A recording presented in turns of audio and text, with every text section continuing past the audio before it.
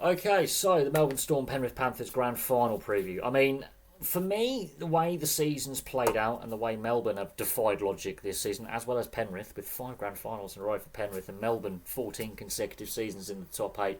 When will these two sides finally have that drop off? Melbourne have had a few seasons where they look like they're about to drop off and then they recover the following year. Penrith keep defying logic with the player turnover they've got to have with the salary cap. More players are leaving at the end of this season. Key players as well. 5 grand finals in a row is a pretty ridiculous stat, and 14 consecutive seasons in the top 8 is a pretty ridiculous stat.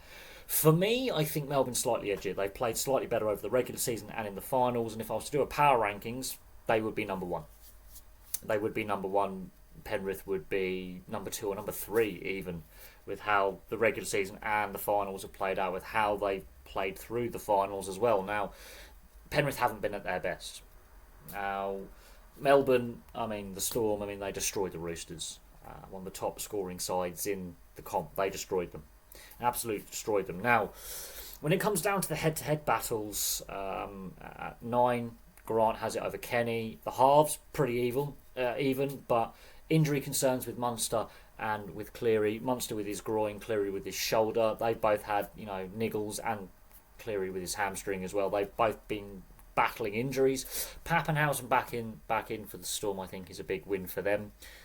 The Storm's depth has been tested, and they've come through those tests better than Penrith when they've had to, bring in some of their depth players in their top 30 squad to start. So, with the way both sides have been playing going into this grand final, I've got to give it to Melbourne. I think they're my favourites for this. They're not guaranteed to win, but I think they're favourites. I think it's potentially going to be a repeat of 2020 where Melbourne edge out Penrith. I think the intensity level is going to be on an origin level intensity because some of these players are playing also for international jerseys in later in October and November for the Pacific Championships. There are players trying to also force their way into the Australian side, the New Zealand side, and the Pacific Island nations as well. There are players trying to force their way in to international recognition as well, so they're going to want to put a performance in. It's going to be a brutal game, and I will say this: origin level intensity. I think the first 30 minutes could win the game for either side. I think fatigue will have an impact, and I think the second half will open up. I think they're going to put the expansive play away in the first half, and as the game wears on, fatigue takes an impact, and the interchange benches get used, and the depth, and maybe utility players, for example, get used. That's where we're going to start to see the more expansive play that both sides are capable of. Both sides are capable of playing expansively. They're not just route one. Territory is going to be key, but the big battleground is going to be discipline. In that physicality, in the tackle and ruck area and offside and things like that, keeping the tackle high down, for example, discipline's going to be key. The side that will have the lower penalty count most likely will win. And we've seen some ill discipline by both sides this season. Players suspended, for both sides this season. Discipline's going to be key. Now, Melbourne will miss Nelson, Big Nelson. He's going to be copying a suspension after his sin bidding on and his hit on Lindsay Collins for that high shot. Things like that, penalties like that will be crucial. Whoever can keep the penalty count the lowest, I think, will win. Two of the best defences as well. Very good defensive systems. A lot is going to come down to who wins the halves battle. The hooker battle, I think Grant wins that. If Grant plays at his best, he's better than Kenny. Better than Kenny. So the real test is going to be Cleary and Luai, Hughes and Munster. Who's going to really be the dominant pairing there, who's going to get on top earliest. Now, Luai has taken more responsibility over the last couple of seasons and has thrived since the World Cup, where he led Samoa to a final, and he's really developed his game. However, if he gets targeted defensively early, he can get frustrated, and then he can lose his focus, and then play high-risk plays for low-risk rewards, really, or low outcomes.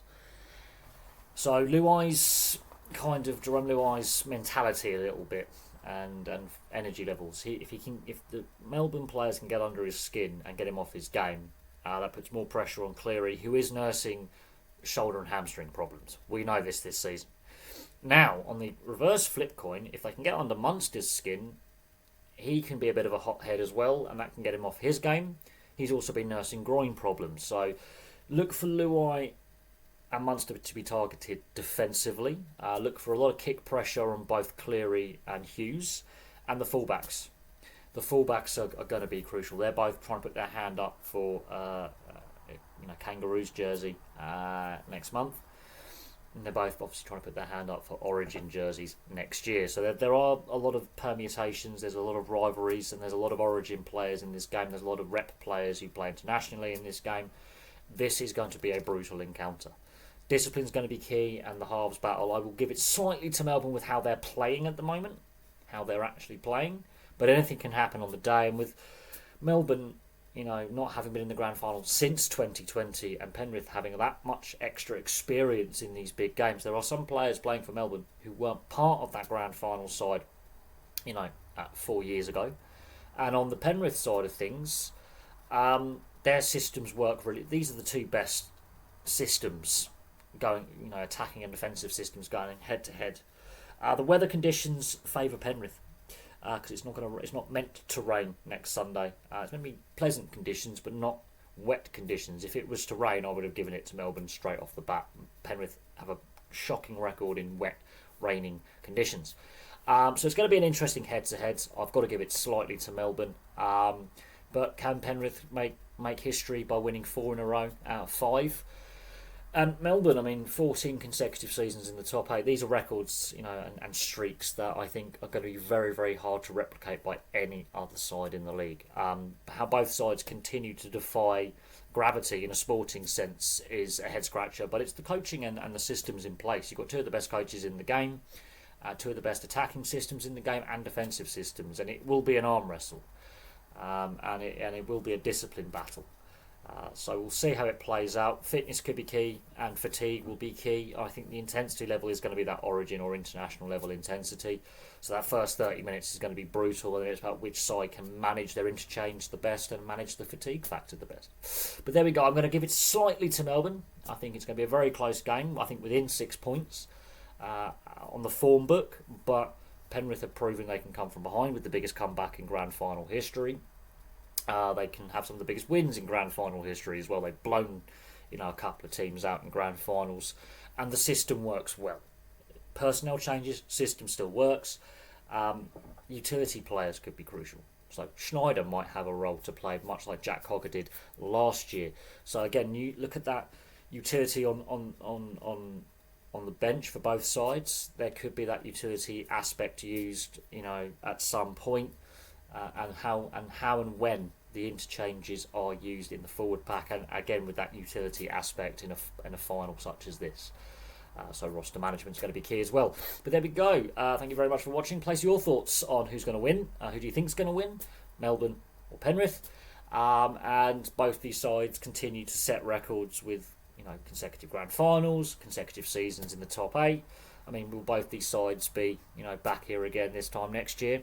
Who knows? It's potential. And if Penrith do win, could they potentially win, 5 in a row next year if they win? They're going for 4 in a row, which hasn't been done for a generation or more. So we're on the cusp of history here. But there we go. Thank you very much for watching. Place your thoughts in the comments section below. I will have some more content for you guys very, very soon.